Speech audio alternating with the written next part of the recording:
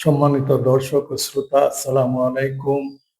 আমি আজ ইসলামের ইতিহাস, ইসলামী ইতিহাসের গতি প্রবাহ এবং মুসলমানদের বর্তমান অবস্থা নিয়ে আলোচনা করব। 1400 বছর পূর্বে একটি একেশ্বরবাদী ইব্রাহিমী ধর্ম হিসাবে মক্কায় ইসলাম ধর্ম প্রচারিত হয়। তবে পবিত্র কোরআন এবং নবী করিম সাল্লাল্লাহু আলাইহি ওয়াসাল্লামের শিক্ষা অনুযায়ী মুসলমানরা এই বিশ্বাস করেন যে হযরত আদম আলাইহিস সালাম থেকে সমস্ত নবী এবং রাসূলগণ যে ধর্ম প্রচার করতেন সেটি ছিল প্রকৃতপক্ষে ইসলাম ধর্ম। হযরত মুহাম্মদ সাল্লাল্লাহু আলাইহি সাল্লাম ছিলেন সর্বশেষ নবী। পবিত্র কোরআন নাজিল হওয়ার মাধ্যমে ইসলাম ধর্ম পরিপূর্ণতা লাভ করে। 610 খ্রিস্টাব্দে সর্বপ্রথম মহানবী হযরত মুহাম্মদ সাল্লাল্লাহু আলাইহি সাল্লাম হেরা গুহায় আল্লাহ পাকের পক্ষ থেকে ওহী লাভ করেন এবং তার দাওয়াতি কার্য শুরু করেন। হযরত মুহাম্মদ সাল্লাল্লাহু আলাইহি সাল্লাম আরব দেশে আসার পূর্বে আরব জাতি একটি অসভ্য এবং বর্বর জাতি ছিল। তারা মূর্তি পূজা, বহু দেবদেবীর পূজা উপাসনা করত।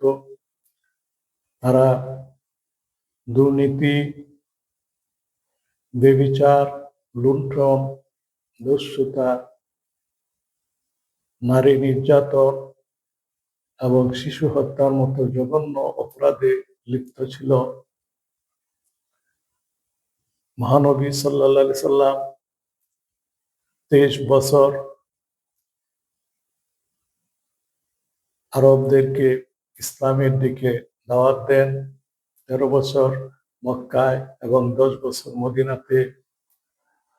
632 খ্রিস্টাব্দে নবীর ইন্তিকালের পূর্ব পর্যন্ত দেখা যায় যে সারা আরবের মানুষই ইসলাম ধর্ম গ্রহণ করেন এবং আরব জাতি পৃথিবীর মধ্যে একটি শ্রেষ্ঠ সভ্য জাতিতে পরিণত হয়েছিল। নবী করিম সাল্লাল্লাহু আলাইহি সাল্লামের ইন্তিকালের পর খেলাফতে রাশিদার যুগ শুরু হয়।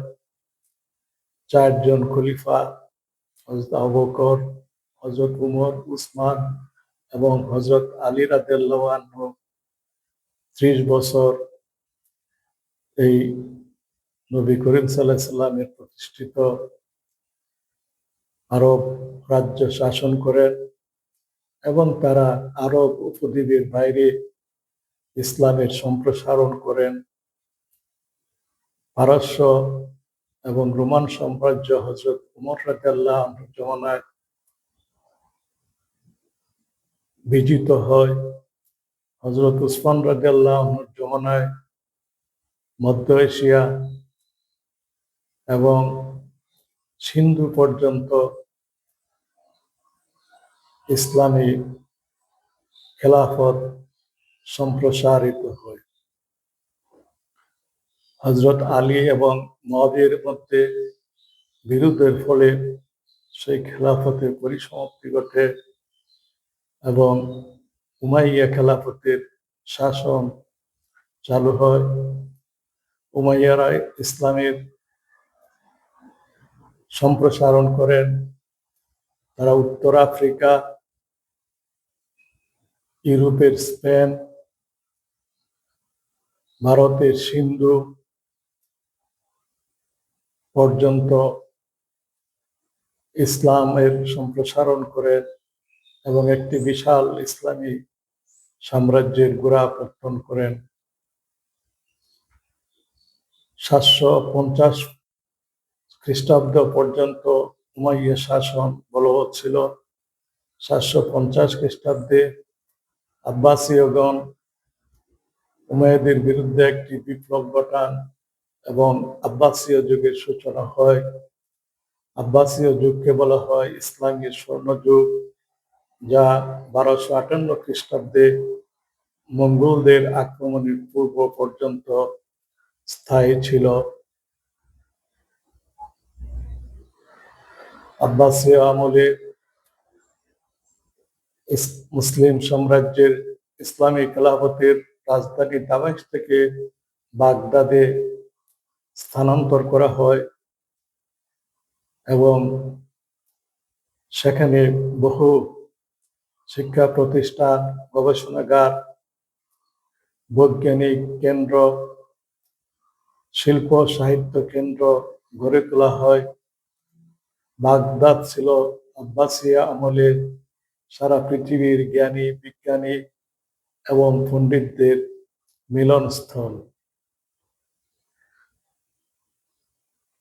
আল কিন্দি, আল ফারাবি, ইবনে রুশদ, ইবনে সিনা, ইমাম আল গাজ্জালির মতো পণ্ডিতেরা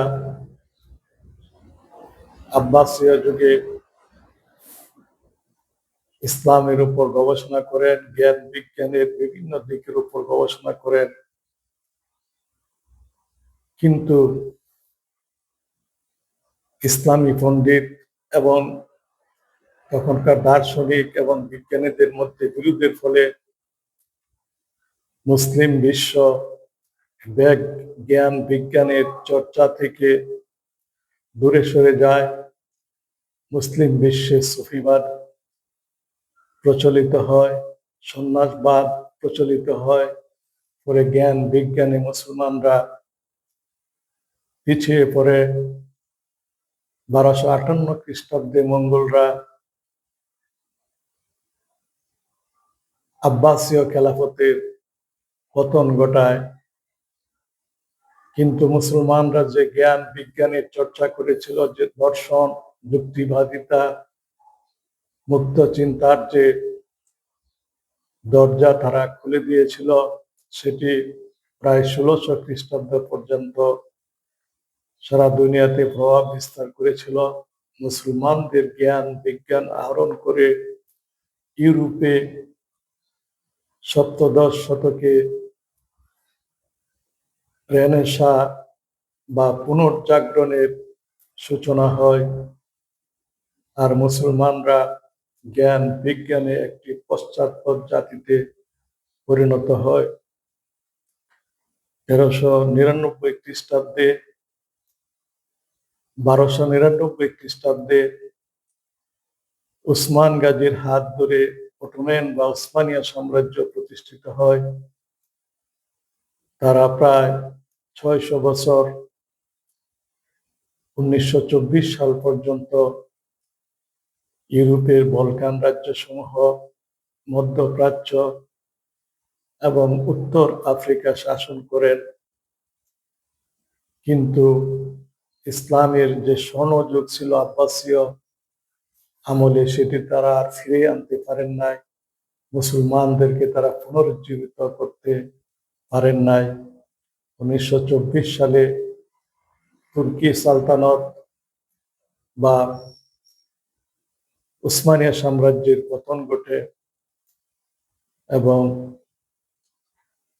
মুসলমানরা তাদের রাজ্য হারান।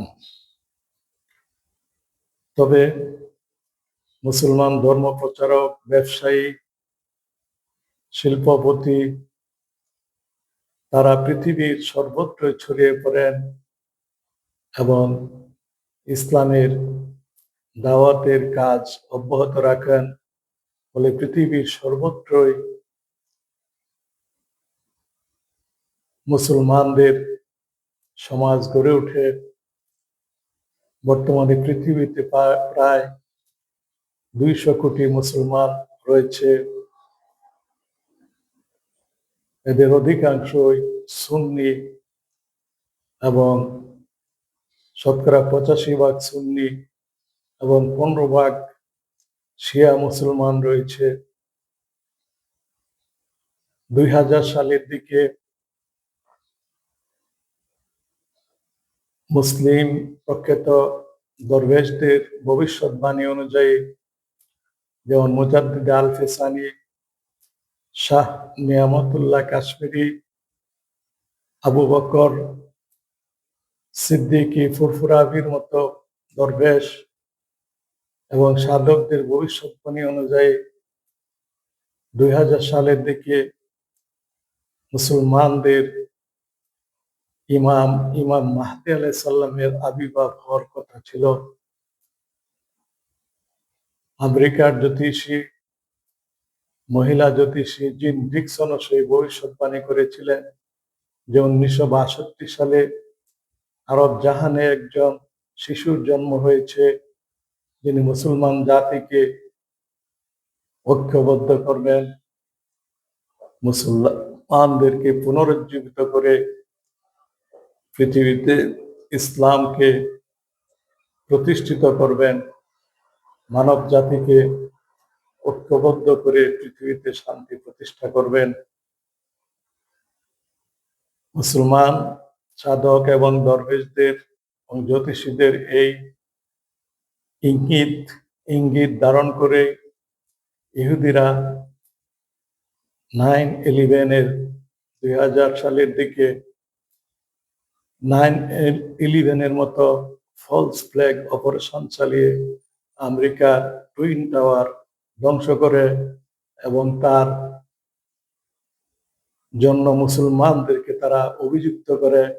ফলে আমেরিকা মুসলিম দেশগুলিতে আক্রমণ চালায়, নিষ্ঠুর নির্যাতন চালায়, বহু মুসলিম দেশের শাসকদের পতন ঘটে।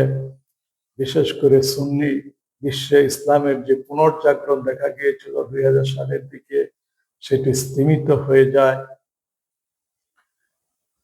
বর্তমানে শিয়া মুসলমানদের সঙ্গে ইহুদি এবং আমেরিকার বর্তমান নেতৃত্ব যে তৎপরতা, যে যুদ্ধে লিপ্ত রয়েছে, সেটি একটি তৃতীয় বিশ্বযুদ্ধ এবং একটি বিশ্বব্যাপী একটি পারমাণবিক বিপর্যয়ের সম্ভাবনা ও আশঙ্কা দেখা দিয়েছে।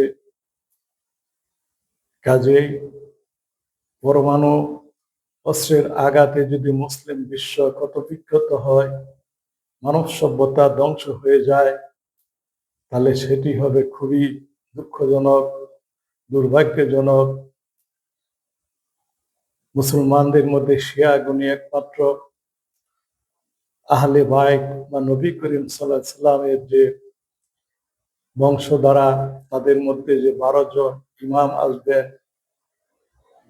তাদের অনুসরণ করে থাকেন। 12 জন ইমামের মধ্যে দ্বাদশ ইমাম হবেন ইমাম মেহেদী আলাইহিস সালাম। কাজেই পৃথিবী ধ্বংস হওয়ার পরিবর্তে ইমাম মেহেদী আলাইহিস সালামের আগমনে যে পৃথিবী রক্ষা পাবে, বর্তমান পরিস্থিতি পর্যালোচনা করে বিবেচনা করে আমরা সেই বিষয়টি দেখতে পাই। বর্তমানে আমেরিকার নেতৃত্ব ইহুদিদের দ্বারা প্রভাবিত, ইহুদিদের নির্দেশ মতো তারা কাজ করে। যে নেতৃত্বকে রোমান ক্যাথলিক সম্প্রদায়ের প্রধান পুরোহিত পোপ লিও, মুসোলিনি এবং হিটলারের মতো নিষ্ঠুর শাসকদের সঙ্গে তুলনা করেছেন। কাজেই এতে আমরা স্পষ্ট বুঝতে পারি যে দাজ্জালের মতো একজন শাসক পৃথিবীতে শীঘ্রই আবির্ভাব ঘটবে, যে পৃথিবীতে ফিতনা, ফাসাদ, দাঙ্গা হাঙ্গামা, বিশৃঙ্খলা সৃষ্টি করে মানুষের শান্তি নষ্ট করবে, মানুষের ধর্মচর্চা, নৈতিক জীবন বিনষ্ট করে দিবে এবং মানুষকে নরকের পথে নিয়ে যাবে। তাই সেই দাজ্জালকে প্রতিহত করার জন্যই যে অতি শীঘ্রই ইমাম মাহদী আলাইহিস সালাম পৃথিবীতে আবির্ভূত হবেন, তা আমরা নিশ্চিতভাবে বলতে পারি, আধুনিক গবেষণা দ্বারা বিজ্ঞানীরা মহাকাশে পবিত্র কুরআন এবং অন্যান্য ধর্মগ্রন্থ সমূহে বর্ণিত স্বর্গ এবং নরকের অস্তিত্ব আবিষ্কার করতে সক্ষম হয়েছেন। মহাকাশের যে অসংখ্য অগণিত ছায়াপথ, যেগুলিতে রয়েছে অসংখ্য অগণিত নক্ষত্র মণ্ডলী, যেগুলি একটি বিশাল অগ্নিকুণ্ড, সেই অগ্নিকুণ্ডগুলোই প্রকৃতপক্ষে পবিত্র ধর্মগ্রন্থ সমূহে বর্ণিত দুজক বা নরক। এই নরক রাজ্যের উপরিভাগে রয়েছে যে বিশাল জগৎ রয়েছে, সেখানেই হলো স্বর্গ। কাজেই মহাকাশে স্বর্গ নরকের অস্তিত্ব আবিষ্কৃত হওয়ার ফলে এই বিষয়টি এখন আমাদের কাছে স্পষ্ট হয়ে পড়েছে যে মানব জাতি নরকের অগ্নিকুণ্ড থেকে পরিত্রাণ লাভ করে সকল প্রকার অস্বাভাবিক অন্যায় এবং পাপ কাজ থেকে বিরত হবে এবং স্বাভাবিক ও সুন্দর জীবন যাপন করে স্বর্গে যেতে সচেষ্ট হবে। ফলে মানব জাতি একটি বিশ্বাসের ভিত্তিতে ঐক্যবদ্ধ হবে এবং সেই বিশাল সংঘবদ্ধ মানুষকে যে সকল নেতৃবৃন্দ নেতৃত্ব দিবেন, তাদের নেতাই হবেন ইমাম মেহেদী আলাইহিস সালাম এবং হযরত ঈসা আলাইহিস সালাম। সুতরাং মহাকাশে স্বর্গ নরকের অস্তিত্ব আবিষ্কার হওয়ার ফলে আমরা সহজে আজ করতে পারি, সহজে ধারণা করতে পারি যে সেই স্বর্গরাজ্য যার ভবিষ্যৎবাণী প্রতিটি ধর্মগ্রন্থে করা হয়েছে, সেই স্বর্গরাজ্য যারা প্রতিষ্ঠা করবেন ইমাম মেহেদী এবং ঈসা আলাইহিস সালাম, তারা পৃথিবীতে শীঘ্রই আসবেন এবং মুসলিনী এবং হিটলারদের মতো স্বৈর শাসক নির্যাতনকারীদেরকে প্রতিহত করে পৃথিবীতে শান্তি প্রতিষ্ঠিত করবেন। আসসালামু আলাইকুম ওয়া রাহমাতুল্লাহ।